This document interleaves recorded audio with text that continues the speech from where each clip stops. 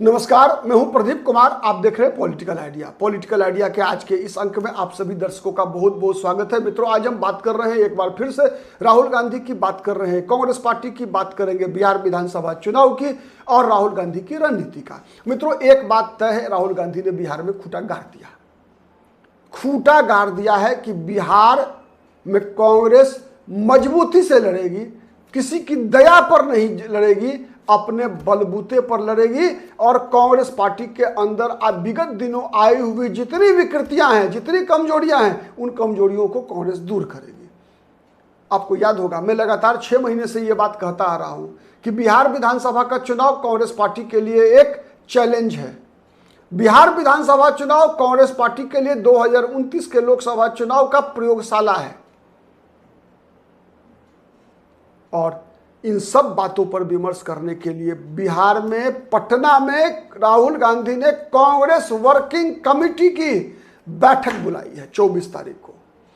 Congress working committee की बैठक में यह तय होगा कि बिहार विधानसभा चुनाव के लिए मुद्दे क्या होंगे। वैसे मुद्दे तो तय कर दिया है राहुल गांधी ने।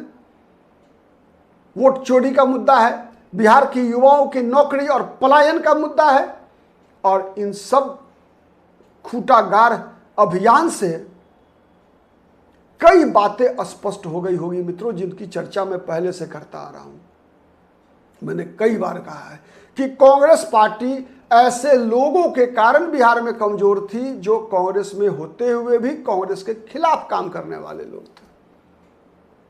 ऐसे चिपकू कांग्रेस नेताओं के कारण बिहार में कांग्रेस कमजोर थी, जो लगातार लालू प्रसाद यादव या सत्ता से चिपके रहना चाहते थे, जो लगातार चाहते हैं कि कांग्रेस कभी भी मेहनत करके सड़क पर जाकर जनता के मुद्दों पर आंदोलन करके कांग्रेस को बिहार में वापसी कराने की ताकत नहीं रखने वाले लोगों के कब्जे में थी कांग्रेस पार्टी। या तो लालू प्रसाद यादव के करिश्मे से चुनाव जीत जाए, भले ही 10 एमएलए हो। ऐसे कांग्रेसियों की बहुमत बिहार में अभी भी है जो ये चाहते हैं, अरे यार काहे ज्यादा मेहनत करना, काहे टेंशन लेना है, लालू जी के प्रभाव से 10-20 को जीतिए जाएगा, जितना जीतेगा उस सरकार बनेगा तो मंत्री बन जाएंगे, हो गया। माल महाराज का मिर्जा खेले होली वाली स्थिति बिहार में कांग्रेस पार्टी के नेताओं ने कांग्रेस का बना दिया। आज भी मैं दावे से कह रहा हूं कि कांग्रेस पार्टी के अंदर बिहार प्रदेश कांग्रेस कमेटी में आप देख लीजिए, आप गिन लीजिए, अगर जानते हैं लोगों को तो आपको लगेगा कि अभी भी 75% ऐसे लोग हैं कांग्रेस पार्टी के अंदर जो चाहते हैं कि या तो कांग्रेस पार्टी का तालमेल हो जाए आरजेडी के साथ, और तालमेल भी सरेंडर करके हो। अरे गुस्सा न जाए तेजस्वी यादव, गुस्सा न जाए लालू यादव, कहीं गठबंधन तोड़ दिया तब खत्म कांग्रेस। अब ऐसे लोगों का तो भगवान भी मालिक नहीं होते हैं भाई। जिसको अपने पुरुषार्थ पर विश्वास नहीं है, जिसे अपने मेहनत पे भरोसा नहीं है, तो फिर जनता कैसे भरोसा करेगी। और इन्हीं सब कारणों से कांग्रेस पार्टी ने बिहार में अपना आधार गंवा दिया। क्यों गंवाया कांग्रेस पार्टी ने आधार गंवाया? अपने माथों पर बैठाकर, अपनी कंधा पर बैठाकर क्षेत्रीय दलों को बैतरनी पार कराने की जो कांग्रेस पार्टी ने एक फिलॉसफी तैयार कर लिया 90-95 के दशक में दौर में, कि बीजेपी को रोकने के लिए किसी को भी स्वीकार कर लो, और जिसको स्वीकार करती गई कांग्रेस, वो कांग्रेस को ही खाता गया। जैसे केजरीवाल को 2013 में 28 विधायक जीते थे। कांग्रेस पार्टी ने अपने 8 विधायकों के बल पर केजरीवाल की सरकार बनवा दी। उसके बाद से दिल्ली में न विधानसभा चुनाव में न लोकसभा चुनाव में कांग्रेस एक भी सीट नहीं जीत पाई। क्यों केजरीवाल की सरकार बनाई? उस केजरीवाल को जो सोनिया गांधी को जेल भेजने की बात करता था, वो उस केजरीवाल को जो शीला दीक्षित को 1 सप्ताह के अंदर जेल भेजने की बात करता था। तो कांग्रेस पार्टी ने खुद अपने पैर पे कुल्हाड़ी मारा। बिहार में भी क्या हुआ कांग्रेस का? कांग्रेस की बर्बादी के लिए जिम्मेवार कौन है? कांग्रेस पार्टी खुद। क्यों? इसलिए कि जिन दिनों राबड़ी देवी की सरकार नहीं बन रही थी, गिर रही थी, लालू प्रसाद यादव बहुमत खो चुके थे, उन्हीं दिनों किसने समर्थन देकर आरजेडी की सरकार को बचा लिया बिहार में। आरजेडी में तो, जनता दल में तो विभाजन हो चुका था। लालू यादव के अलावा जितने भी बड़े नेता थे, रामविलास पासवान, शरद यादव, सब के सब ने जनता दल छोड़ दिया था। कांग्रेस ने बचा लिया था। और जब से कांग्रेस बचाई लालू राबड़ी की सरकार, तब से कांग्रेस परजीवी हो गई बिहार में। अरे भाई, उदाहरण काफी है। जब तक लालू प्रसाद यादव के बच्चे बड़े नहीं हुए थे, तब तक साधु यादव, सुभाष यादव लालू प्रसाद यादव के सबसे नजदीकी थे। लेकिन जब लालू प्रसाद यादव के बच्चे बड़े हुए तो साधु यादव, सुभाष यादव को भी घर से बाहर निकाल दिया। मालूम है ना, जब तक शहाबुद्दीन जीवित थे, तब तक शहाबुद्दीन के सहयोग से 2000 ईस्वी में 23 विधायकों को होटल में बंद करके राबड़ी देवी की सरकार बनाने वाले लालू जी, जब बीमार पड़े सैयद शहाबुद्दीन एक बार देखने गए क्या उसके बाद कभी शहाबुद्दीन के पुत्र ओसामा साहब या उनकी बेगम हिना साहब की कभी मातम पुरसी भी किया क्या? अरे यार, किसी का नहीं हुआ ये परिवार। लालू प्रसाद यादव जब तेजस्वी, और वही खेल आगे भी बढ़ गया है। तेजस्वी यादव देख लिए, तेज प्रताप यादव का क्या स्थिति है। ये सबसे बड़ी सच्चाई है। व्यक्ति पैर पे कुल्हाड़ी कांग्रेस ने मारी थी तो भुगतना किसको पड़ता? और एक बार फिर यदि कांग्रेस पार्टी ने आज आत्मसमर्पण कर दिया, अपने हितों से कॉम्प्रोमाइज कर लिया बिहार में, तो फिर आपको लगता है क्या कि अगर तेजस्वी यादव मुख्यमंत्री बन गए,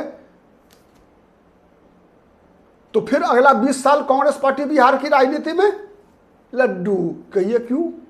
याद कर लीजिए, अगर नहीं याद है किसी को तो मैं याद दिला देता हूं। यदि 96 के लोकसभा चुनाव के बाद लालू प्रसाद यादव चारा घोटाला में आरोपित नहीं होते, तो यकीन मानिए प्रधानमंत्री पद के सबसे बड़े दावेदार होते। लालू प्रसाद यादव ही थे ना जो मुलायम सिंह यादव को पीएम नहीं बनने दिए। तो तेजस्वी यादव क्या राहुल गांधी के चक्री करेंगे क्या? राहुल गांधी के लिए क्यों स्पेस छोड़ेंगे भाई बिहार में? कांग्रेस, लालू यादव ने क्या छोड़ा कांग्रेस पार्टी के लिए, बताइए। अब 10 मार्च से पहले तक मैं बताऊं, 10 मार्च 2025 से पहले तक विगत 15-20 वर्षों के अंदर जितने भी कांग्रेस पार्टी के प्रदेश अध्यक्ष बने, लालू यादव से पूछ कर बने। जितने भी लोग राज्यसभा या लोकसभा के लिए टिकट मिला, लालू यादव से पूछ कर मिला। क्या पप्पू यादव को टिकट दे पाई कांग्रेस पार्टी पूर्णिया से? मैं आपसे सवाल करता हूं, जवाब जरूर दीजिएगा। क्या पप्पू यादव को राहुल गांधी टिकट दे पाए पूर्णिया से? नहीं। कन्हैया कुमार को लड़ा पाए बेगूसराय से? नहीं। क्यों? किसको आपत्ति है भाई इससे? मतलब नहीं आ रहा है समझ में? आ रहा होगा। अब बताइए, अब ये जितने भी कार्यक्रम हो पा रहे हैं, क्यों हो पा रहे हैं? राहुल गांधी का वोटर अधिकार यात्रा हो, चाहे पटना में कार्य समिति की बैठक, क्यों हो पा रहा है? इसलिए हो पा रहा है कि राहुल गांधी ने 10 मार्च 2025 को लालू प्रसाद यादव के पॉकेट से कांग्रेस पार्टी को बाहर निकाल लिया। अखिलेश प्रसाद सिंह को बिहार प्रदेश अध्यक्ष पद से हटा दिया। राजेश राम को नया प्रदेश अध्यक्ष बनाया। कांग्रेस पार्टी आजाद हुई।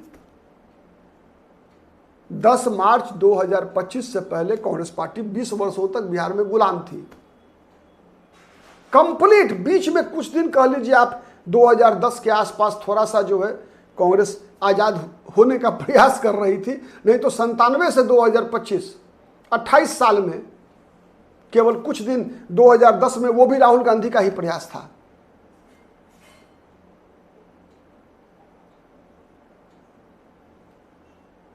2009 में लालू यादव दोबारा रेल मंत्री नहीं बन पाए। उसमें सबसे बड़ी भूमिका थी, राजद के नेता मंत्री नहीं बन पाए, सरकार में नहीं आ पाए, सबसे बड़ी भूमिका थी राहुल गांधी की।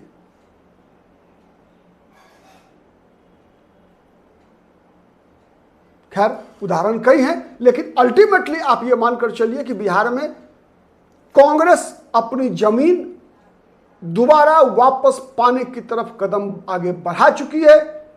बिहार वोटर अधिकार यात्रा उसका पहला प्रमाण, उससे पहले कई प्रमाण में पहले गिनवा चुका हूं। राजेश राम का प्रदेश अध्यक्ष बनाना, अखिलेश प्रसाद सिंह को हटाया जाना, कन्हैया कुमार के द्वारा नौकरी दो पलायन रोको यात्रा करना, पप्पू यादव को महत्वपूर्ण भूमिका में लेकर आना, कई चीज हुई है। लेकिन सबसे बड़ा गेम चेंजर हुआ बिहार वोटर अधिकार यात्रा। उसके बाद पटना में अब राष्ट्रीय CWC की मीटिंग,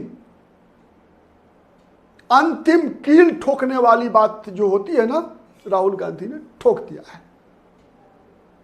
कि नो कॉम्प्रोमाइज, शर्तें नहीं होगी आपकी, बराबरी में बैठ के बात कीजिए, हम बी टीम नहीं है।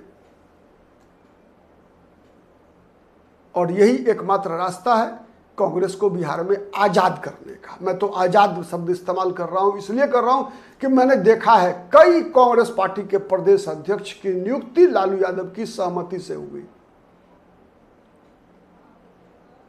और उदाहरण मैंने बताया, जब लालू जी अपने पुत्र तेज प्रताप यादव के नहीं हुए, सालाओं का नहीं हुए, साधु यादव, सुभाष यादव, रामकृपाल यादव के नहीं हुए, जब सैयद शहाबुद्दीन के नहीं हुए, जब मोहम्मद तस्लीमुद्दीन के नहीं हुए, अनवार उल हक के नहीं हुए, अब्दुल बारी सिद्दीकी के नहीं हुए, तो खाक होंगे राहुल गांधी के वैसे ही जैसे केजरीवाल ने धोखा दिया। आज के लिए इतना ही, बहुत बहुत धन्यवाद।